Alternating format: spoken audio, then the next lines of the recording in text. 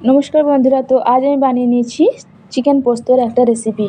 তো চলো বন্ধুরা, তোমাদেরকে আমি দেখিয়ে দিই চিকেন পোস্ত রেসিপিটা আমি কেমন করে বানালাম। প্রথমে এখানে আমি 7.5 মতন চিকেন নিয়ে নিয়েছি, আর এখানে দিয়ে দিলাম আদা রসুন বেটে করে 2 চামচ,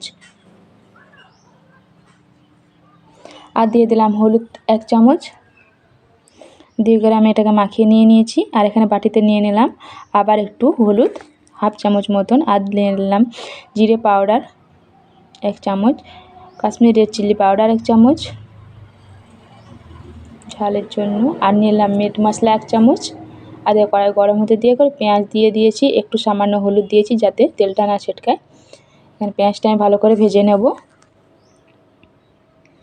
আর এখানে দিয়ে দিলাম স্বাদ মতন নুন, আর দিয়ে দিলাম ঝালের জন্য শুকনো লঙ্কা গুঁড়ো 1 চামচ, আর দিয়ে দিলাম চিকেন মশলা।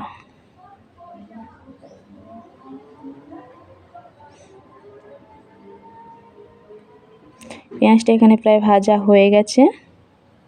এখন আমি মশলাটা দিয়ে দিলাম। সব মশলা দিয়ে করে এখন আমি ভালো করে মশলাটা কষিয়ে নেব। 10 মিনিট ধরে করে 10-15 মিনিট ধরে করে ভালো করে মশলাটা কষাবো। যতক্ষণ মশলাটা কষাবো ততটাই টেস্টি লাগবে।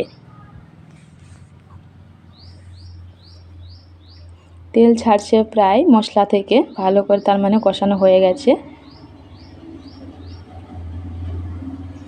কি সুন্দর দেখতে লাগছে, লাল লাল মশলা।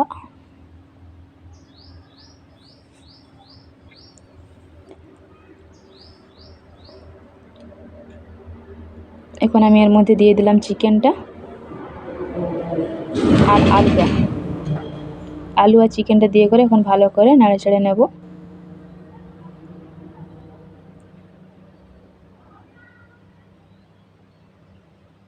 এখন এটা আমি হতে দেবো যতক্ষণ না আঁশটে ভাবটা যাচ্ছে, আঁশটের জলটা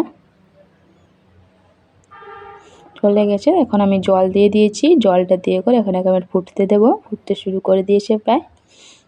এখন আমি এর মধ্যে দিয়ে দিলাম পোস্তটা বেটে করে উপরে দিয়ে দিলাম। এখন 2 মিনিট মতন ফুটিয়ে করে আমি নামিয়ে নেব।